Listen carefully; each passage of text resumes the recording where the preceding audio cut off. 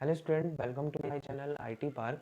और हम लोग आज इस चैनल पे एक सीरीज़ शुरू करने जा रहे हैं जो कि एसएससी बोर्ड क्लास 10th जावा के स्टूडेंट के लिए काफ़ी बेनिफिशियल होने वाली है। और इस सीरीज़ को मेरा बनाने का मोटिव यही रहा है कि कैसे एसएससी बोर्ड क्लास 10th में जावा के स्टूडेंट्स को 95 90 प्लस का स्कोर कराया जाए। तो हम लोग आज इस सीरीज़ में सबसे पहले जो आज इस लेक्चर में पढ़ेंगे कि हमारा जो 2021 में रिड्यूस सिलेबस क्या है, कि क्या उन्होंने सिलेबस में इस बार रखा है, क्या उन्होंने हटा दिया है, इसके बारे में एक एनालिसिस करेंगे।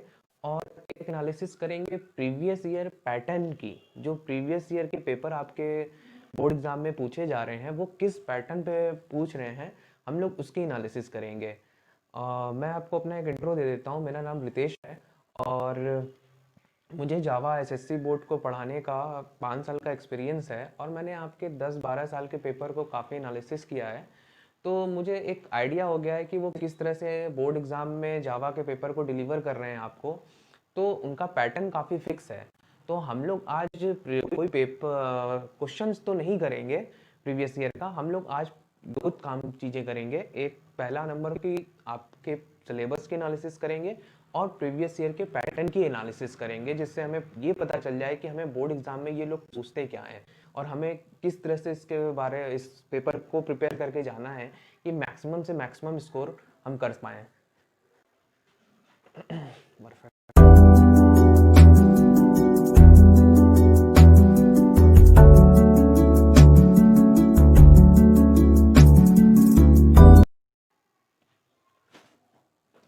तो चलिए स्टूडेंट, हम लोग अपने एक जो हमारा 2021 का जावा का रिड्यूस सिलेबस है उसकी एक एनालिसिस कर लेते हैं कि इस बार हमें क्या पढ़ के जाना है एग्ज़ाम में और इन्होंने क्या इस बार कट किया है सिलेबस से। तो सबसे पहले नंबर पर है आपका रिवीजन ऑफ क्लास 9th। तो आपको रिवीजन ऑफ क्लास 9th इन्होंने दिया है। इन्होंने रिवीजन ऑफ क्लास 9th केवल इसीलिए दिया है कि यहाँ पे आप दो चीज़ें बहुत स्ट्रॉन्ग कर लें अपनी। पहली लूपिंग और दूसरा कंडीशनल स्टेटमेंट। ये दो चीज़ें आप बहुत स्ट्रॉन्ग कर लें, इसलिए इन्होंने रिवीजन ऑफ क्लास 9 के बारे में कहा है। ठीक, सेकंड नंबर पे आपको क्लास एंड ऑब्जेक्ट पढ़ना है कि क्लास क्या है, ऑब्जेक्ट कैसे बनाते हैं, ये सब चीज़ें। फिर थर्ड नंबर पर है user defined method. User defined method में जैसे जावा ने आपको मैथमेटिकल फंक्शन जैसे दिया है, absolute function, for function, SQRT function, ये सब जावा ने रेडीमेड फंक्शन बना के आपको दे दिया था और आप इसको डायरेक्टली यूज़ कर लेते थे। बट अब हमको यूज़र डिफाइंड मेथड में अपना खुद का मेथड बनाना होगा, खुद का फंक्शन बनाना होगा और उसको हम लोग यूज़ करेंगे। हाँ, फिर आता है कंस्ट्रक्टर। ये बहुत इंपॉर्टेंट है आपके सिलेबस के लिए इस बार। ठीक, उसके बाद हम लोग लाइब्रेरी क्लास पढ़ेंगे। ठीक, एरे। एरे जो कि बहुत बहुत इम्पॉर्टेंट है, बहुत अच्छा रोल रखेगा आपके बोर्ड एग्ज़ाम में और यहाँ से पक्का क्वेश्चन बनने वाले हैं। यहाँ से आप इसको कहीं से अवॉइड कर नहीं सकते आप। फिर उसके बाद है, इसमें उन्होंने जो किया है, इन्होंने 2D अरे को हटा दिया है यहाँ पे, कि आपको 2D अरे नहीं पढ़ना है। यहाँ पे केवल 1 डायमेंशनल अरे पढ़ना है, 2 डायमेंशनल अरे नहीं पढ़ना है आपको। फिर जो लास्ट में है स्ट्रिंग हैंडलिंग, ये भी बहुत इंपॉर्टेंट चीज़ है आपके प्रोग्रामिंग के लिए और आपके बोर्ड एग्ज़ाम के लिए भी बहुत इंपॉर्टेंट है। तो स्ट्रिंग हैंडलिंग में इन्होंने रखा है कि आपको स्ट्रिंग के सारे फंक्शन तो पढ़ने हैं और बट जो स्ट्रिंग की प्रोग्रामिंग होती है वो इन्होंने हटा दिए कि आपको प्रोग्रामिंग नहीं पढ़नी है। ठीक, तो स्ट्रिंग में करीब 10-15 फंक्शंस हैं जो आपको पढ़ने हैं, उसका बिहेवियर अच्छे से जानना होगा। उस पर ये क्वेश्चन पूछते हैं, जो आपका सेक्शन ए वाला है 40 मार्क्स का, वहाँ से क्वेश्चन ये पूछते हैं। ठीक, और इन्होंने एक चैप्टर है जो सबसे लास्ट आपका था, इनकैप्सुलेशन। इनकैप्सुलेशन को पूरी तरह से कट कर दिया है, आपको इनकैप्सुलेशन में कुछ भी पढ़ के नहीं जाना है। और यहाँ पे एक चीज़ और जो 9th revision of class 9th में बहुत इंपॉर्टेंट चीज़ है, वो है मैथमेटिकल फंक्शन। ये 9th का पढ़ा हुआ चीज़ है आपका, मैथमेटिकल फंक्शंस। यहाँ से भी क्वेश्चन बनते हैं आपके सेक्शन ए में। तो ये जो मैथमेटिकल फंक्शन है, मैं कराऊंगा इन सब चीज़ों के बारे में, मैथमेटिकल फंक्शंस और ऑपरेटर। ऑपरेटर से भी क्वेश्चन यहाँ बनते हैं यहाँ पे। ठीक। तो जो रिवीजन ऑफ क्लास 9th है उसमें आपको लूपिंग, कंडीशनल, मैथमेटिकल ऑपरेटर ये सब चीज़ें अच्छे से तैयार करनी होंगी। और यहाँ पे जो आपको करना होगा, सबसे ज़्यादा ध्यान देना होगा एरे में और स्ट्रिंग हैंडलिंग में। ठीक।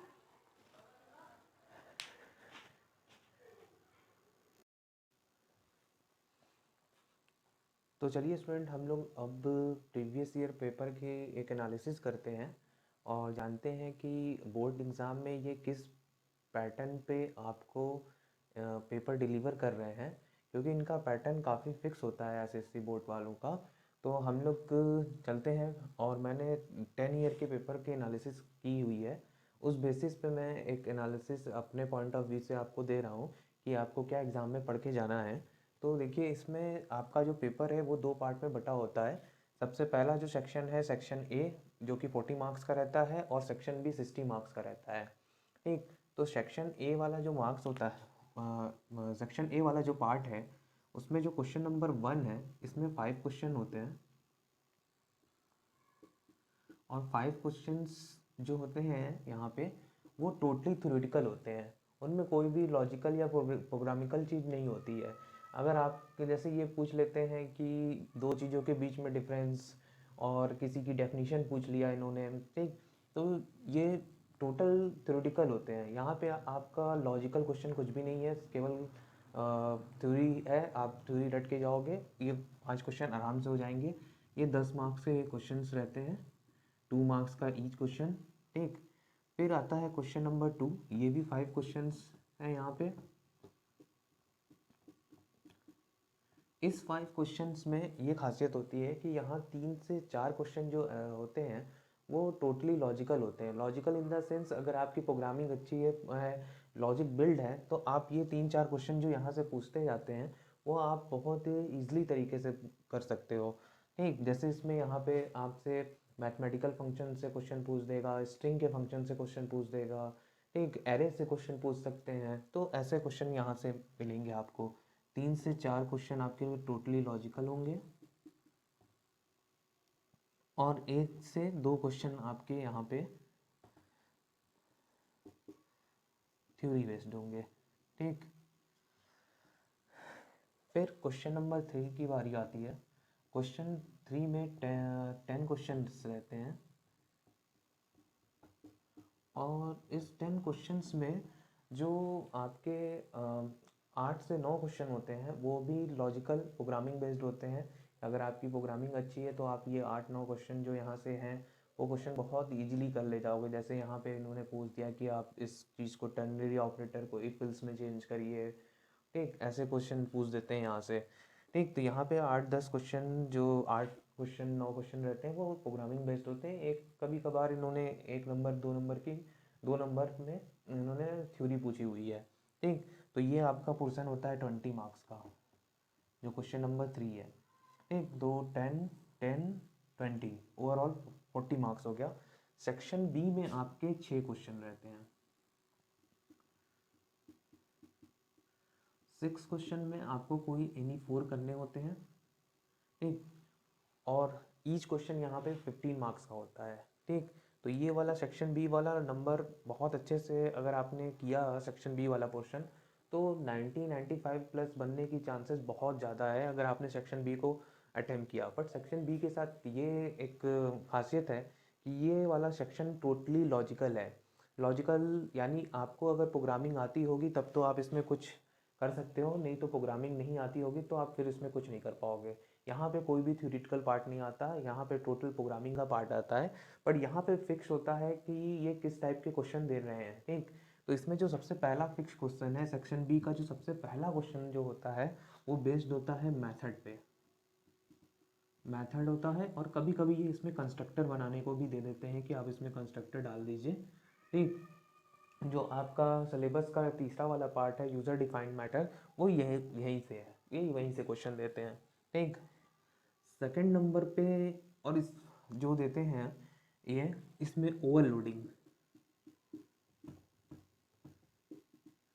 मेथड ओवरलोडिंग, ये भी मेथड का ही पार्ट है। ठीक। तो ये भी फिक्स रहता है कि एक क्वेश्चन आपका ओवरलोडिंग पे आना है। ठीक। थर्ड क्वेश्चन जो रहता है आपका वो रहता है सीरीज प्रिंटिंग। या पैटर्न। जैसे इन्होंने फ्लॉयड ट्रायंगल कई बार दिया है प्रिंट कराने को, ठीक, ये कोई सीरीज़ दे देंगे, तो ये वाला जो पोर्शन है सीरीज़ और पैटर्न वाला, ये वाला क्वेश्चन आपका तभी स्ट्रांग होगा जब वो क्लास 9 का रिवीजन पार्ट है वो अगर आपका स्ट्रांग है, तो ये क्वेश्चन वहाँ से बनता है जहाँ पे आपका नेस्टेड लूप, ठीक, नेस्टेड लूप से ये क्वेश्चन बनेगा यहाँ से। तो ये 3 क्वेश्चन तो यहाँ पे फिक्स रहते हैं, ठीक। इन 3 क्वेश्चंस के अलावा जो बाकी 3 क्वेश्चन होते हैं वो भी लॉजिकली बेस्ड है। वो आपका एरे से, अब तो स्ट्रिंग से पूछते थे क्वेश्चन तो वो पूछेंगे नहीं, तो एरे से और दो कोई जैसे प्रॉनिक नंबर पूछ देते हैं एग्जाम्पल के तौर पे, तो वो बाकी 3 क्वेश्चन यहीं से आने वाले हैं, यहीं आते हैं। तो वो 3 क्वेश्चन कुछ भी हो सकते हैं लॉजिकल, बट ये 3 क्वेश्चन जो होते हैं ये टोटली श्योर है कि वो इसी पे बना के देंगे। पिछले 10 सालों में उन्होंने यही 3 क्वेश्चन ऐसे इसमें दिए हुए हैं। जो यहाँ पे क्वेश्चन नंबर 1 है और क्वेश्चन नंबर 2 है, ठीक, अगर आप इस चैनल पे मेरे साथ पढ़ाई कर रहे हो या, तो ये क्या होगा कि मैं आपको क्वेश्चन नंबर 1 और क्वेश्चन नंबर 2 बहुत इजीली से ही करा सकता हूँ, ठीक। ये मैं गारंटी ले सकता हूँ कि मैं क्वेश्चन नंबर 1 क्वेश्चन नंबर 2 आपको बहुत इजीली से समझा के करा दूंगा, क्योंकि ये क्वेश्चन बहुत ज़्यादा इसमें लॉजिक नहीं होती, बहुत ज़्यादा प्रोग्रामिंग नहीं करना होता है इसमें। केवल आपको अगर सिंटैक्स थोड़ा बहुत याद है तो आप बहुत अच्छे से इस 2 क्वेश्चंस को, मेथड और ओवरलोडिंग वाले पार्ट को बहुत अच्छे से कर ले जाओगे, ठीक। ये समझ लीजिए आपको फ्री के 15-15 नंबर दिलाने वाले हैं ये वो मेथड और ओवरलोडिंग। आप आज जाना, आप इस लेक्चर देखने के बाद अपने प्रीवियस ईयर पेपर का सॉल्यूशन कहीं नेट पे या किसी बुक में देखना, तो आपको जो चीज़ें दिखेंगी आपके सेक्शन बी में, तो मैक्सिमम चीज़ें दिखेंगी वहाँ पे आपको लूपिंग और कंडीशनल स्टेटमेंट ज़्यादा दिखेंगे, ठीक। तो अगर आप मेरा एक एडवाइस माने या मेरा पर्सनल एडवाइस समझ लें उसको, कि अगर आपको अपनी प्रोग्रामिंग को स्ट्रॉन्ग करना है तो आपको 2 चीज़ें बहुत ही स्ट्रॉन्ग करनी पड़ेंगी। ऐसा समझ लीजिए वो आपके प्रोग्राम लॉजिक बिल्डिंग के लिए एक 2 पिलर हैं, ठीक। वो 2 पिलर होंगे आपका कंडीशनल स्टेटमेंट और दूसरा होगा लूपिंग। अगर इन 2 चीज़ों पे आपने कमांड कर लिया तो आपको प्रोग्रामिंग बहुत ईजी लगने लगेगी, ठीक। और अगर आपको मेरी बात पे बिलीव नहीं हो रहा है, मैंने वही बोला कि आप नेट पर जाके प्रीवियस ईयर पेपर को खोलिए, उसके सोल्यूशन देखिए, तो आपको अगर 20 लाइन का सोल्यूशन है तो 20 लाइन में 15-16 लाइनें आपको ऐसी दिखेंगी जहाँ पे लूपिंग या कंडीशनल स्टेटमेंट लिखा होगा। तो मैं यही आपसे कहूँगा कि आप जो लूपिंग और कंडीशनल स्टेटमेंट है उसको बहुत स्ट्रॉन्ग कर लीजिए, ठीक। मेरे नेक्स्ट लेक्चर में हम लोग कंडीशनल स्टेटमेंट से स्टार्ट करेंगे और मैं वहाँ पे इफ़ पार्ट को पढ़ाऊँगा। वो इफ़ पार्ट की पूरे ऑपरेशन में करूँगा उसका, कि वो किस सिनेरियो में कब यूज़ होता है, उसका कंट्रोलिंग स्ट्रक्चर क्या है, ठीक। तो हम लोग लेक्चर में इफ़ कंडीशनल स्टेटमेंट स्टार्ट करेंगे। अभी मैं बेसिक पे नहीं जा रहा हूँ, तो आज के इस लेक्चर को यहीं ख़त्म करता हूँ। तो सो गुड लक।